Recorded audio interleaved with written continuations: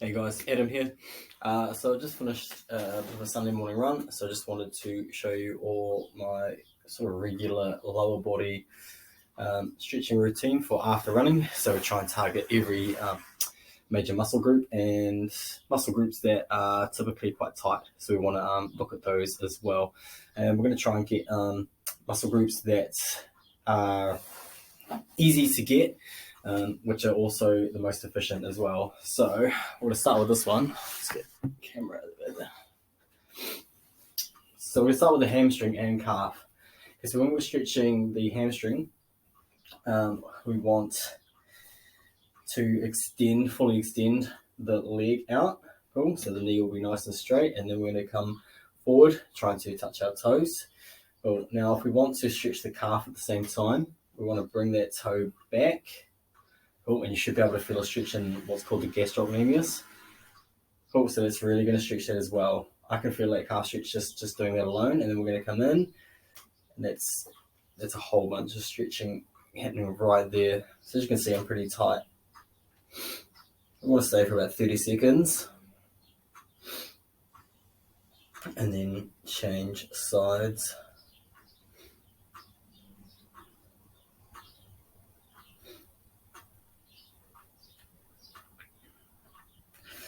Cool, so then change sides.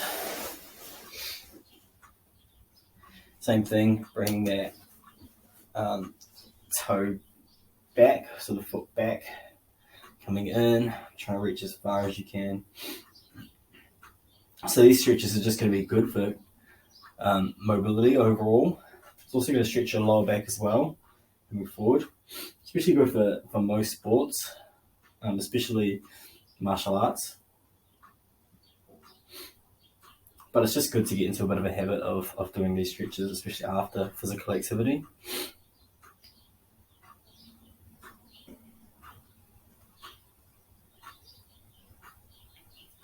Cool, so you might find that you are a little bit tight after physical activity because that muscle has been contracting while you've been doing it. In warmer weather, you might find that you're a little bit more supple and flexible, which always helps, especially before you're warming up for exercise. But you can still stretch as long as it's not too hardcore in the cold weather as well. So we want to go for about a 7 out of 10, like a strain, not a pain. Cool, okay, from there we can go into the groin. Cool, so it's sort of like just up here. Cool, so you feel those muscles stretching. So what I usually do is I'll wrap either my hands around my ankles and then push down. Or you can, your feet around your hands around your feet, and then that's another good stretch too. So again, we're able to do both sides at once, which is nice and efficient. So we want to maximize our time while stretching. So no, like it's time consuming stretching. So we just want to get it in and get it done. We're gonna aim for about 10 minutes.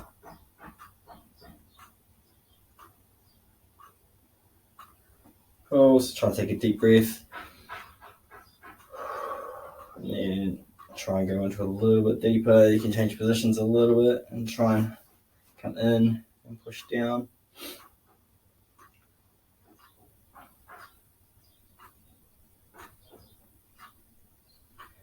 Cool, alright, while we're up here like this, we're going to stretch the internal rotators. So this is one that really gets stretched. So there's a couple of ways we can do this. So we're going to do this back leg, the internal rotator of this one. So we want to make sure that our legs are, which you can see there. So you can see there, we've got a nice right angle at the knee.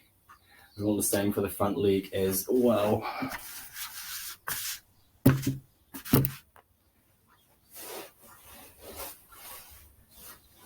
Oh, 90 degrees here.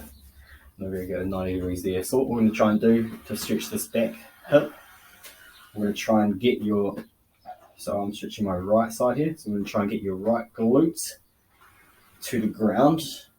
In a lot of cases, you might not be able to get it. That's fine, but you should feel a stretch across here and at the back. So the idea is to just use that as feedback, trying to get that glute on the ground.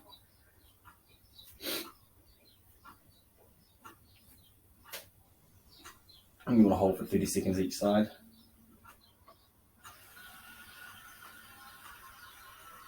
These muscles are generally pretty tight and they don't get stretched that much, so it's really good to do them.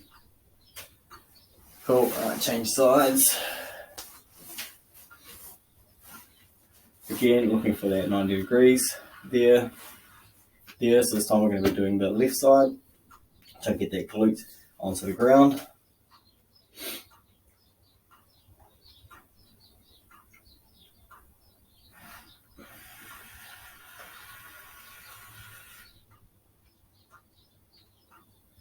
Hopefully it's a nice day out there wherever you are.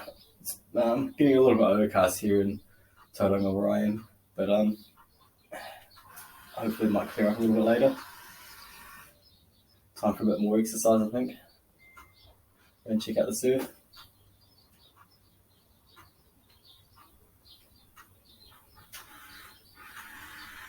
Cool. Alright, finish that one. So just show you, this is another way of doing this one. Okay, so say I'm going to do the left side, the one I've just finished. Is you're going to try and keep the foot flat and then bring that in. This is another way of doing that internal rotator. And you can change size as well. You should feel it around the back of the buttocks.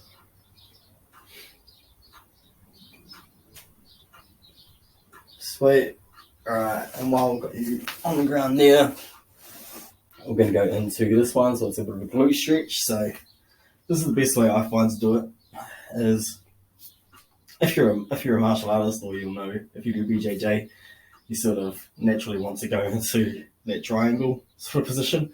But the foot on top of the knee for this one is very similar. You'll still have that triangle between your legs. Then we're going to put the arms through and on top of the knee, and we're going to bring our head to the ground. Cool. And you'll feel a deeper stretch into the opposite glute. Yeah. That's a good stretch there.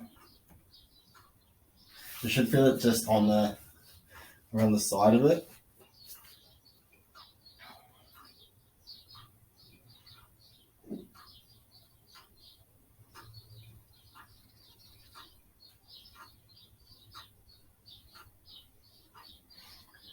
I'll see about 30 seconds per stretch.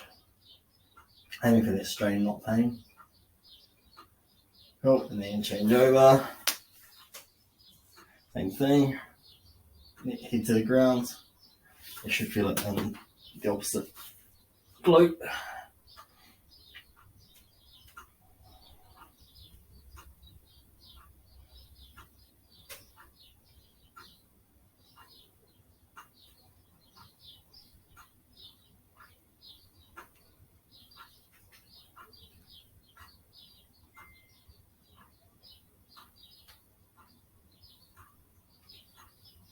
Cool.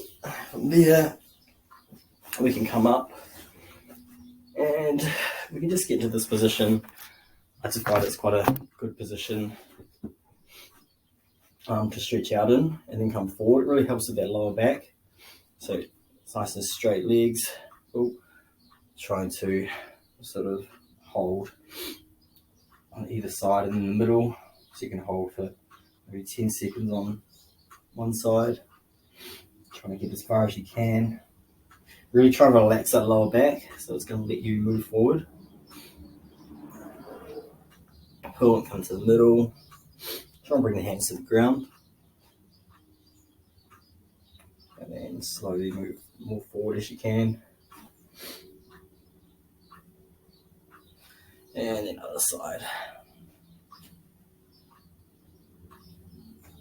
Relaxing that lower back as well. Oh, another one I like to do is, if you can, get your foot on top of your knee. Cool. So this will really do your like piriformis, the side right here. So we want to put just a bit of pressure on that. I find this is the easiest way to do this, or you can get a, if you've got something tall, a box or anything like that, you can put this leg on, and it's a really good stretch. But just for a lower body routine, just while you're on the floor, you can't really beat this one.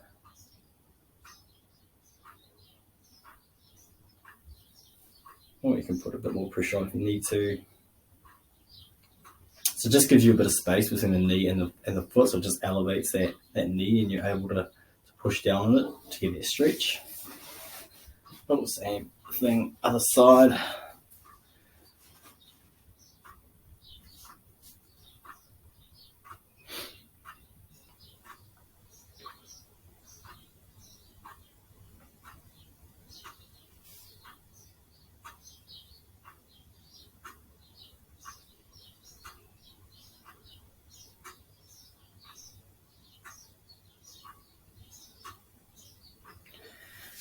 Nice, and we can't forget hip flexors.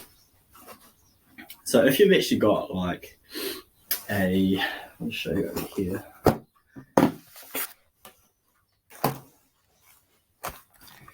If you've got a chair that you can lift yourself up on, I'm just going to use this chair here. You can lift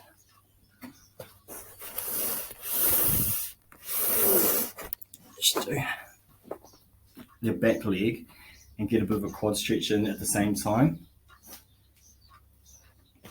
And so what we want is we want to be stretching the hip flexor on this side, so on the back leg. So it'll be up here, you should feel it, and you should feel it in the quad too if we elevate that leg. The further back you go, the more you'll feel it in the quad. I've got a table here to hold on to. If you need, just grab a cushion or something for your knee if it's hurting a bit. You don't need a chair to do this, you can do this on the ground, but this is just a more efficient way of stretching that quad as well as the hip flexor, even though the quads are a hip flexor. Cool, so I can really feel that across here. Oh, and change side.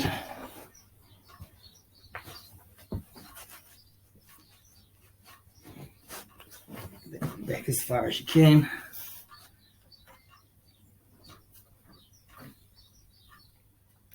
So really try and relax that hip into it, and then bring the hips to the ground. Yeah, it's good. I can feel it right up my quad and in here as well.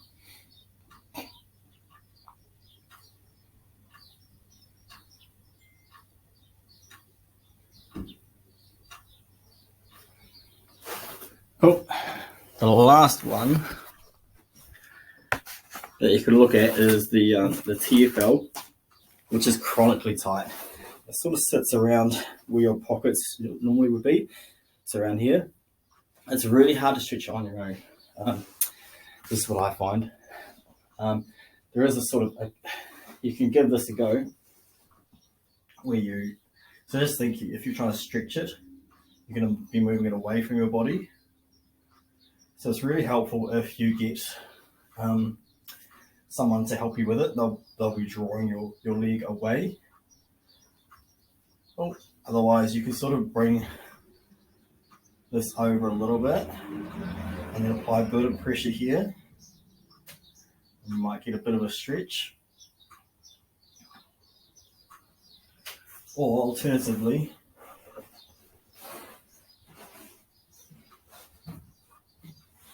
you can catch